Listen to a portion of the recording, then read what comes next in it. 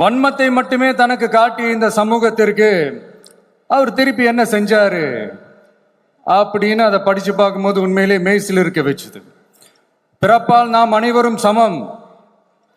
நீ எந்த சாதியில பிறந்திருந்தாலும் எந்த மதத்தை பின்பற்றினாலும் சட்டத்தின் முன் நாம் அனைவரும் சமம் அப்படிங்கிற ஒரு உயரிய கோட்பாட்டை உறுதி செய்யும் நம் நாட்டின் அரசியல் சாசன சட்டத்தை வழங்கி நம்ம நாட்டில் இருக்கிற எல்லாருக்குமே ஒரு பெருமை தேடி தந்தவர்.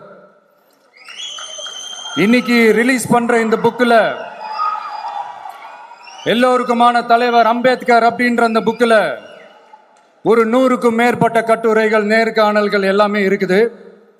அதுல என்ன ரொம்ப யோசிக்க வச்சது அவர் எழுதின அந்த பயோகிராஃபி தான். வெயிட்டிங் ஃபார் அ வீசான்னு சொல்லி அதுக்கு தலைப்பு வச்சிருந்தார். அதுல அவர் லைஃப்ல ஃபேஸ் பண்ண விஷயங்கள், அவரை பாதிச்ச விஷயங்கள் எல்லாமே கிட்டத்தட்ட ஒரு 6 சம்பவங்கள் பத்தி அதுல குறிப்பிட்டிருந்தார். அதுல ஒரு 2 விஷயம் ரொம்ப பாதிச்சது என்னன்னா, அதுல ஒண்ணு, அவருக்கு 9 இயர்ஸா இருக்கும் போது அவரும் அவருடைய பிரதரும் வெளியூர்ல இருக்கிற அவங்க அப்பாவை பார்க்கறதுக்காக போறாங்க. அப்ப ட்ரெயின்ல இருந்து இறங்கி இந்த மாட்டு வண்டிக்காக வெயிட் பண்ணிட்டு இருக்கும் போது ஒருத்தர் கூட அவங்கள ஏத்திட்டு போறதுக்கு தயாரா இல்லை. ஏன்னா அந்த அளவுக்கு தீண்டாமை கொடுமை. அப்புறம் கொஞ்சம் எக்ஸ்ட்ரா பணம் காசெல்லாம் கொடுக்குறோன்னு ஒரு வண்டிக்காரர் ஒத்துக்கிறார். அப்ப கூட அந்த வண்டிக்காரர் என்ன பண்றாருன்னா, அந்த பசங்களை வண்டி ஓட்ட சொல்லிட்டு இவரு தீட்டு பட்டுடும்னு சொல்லி வண்டியில ஏறாம நடந்து போறாரு.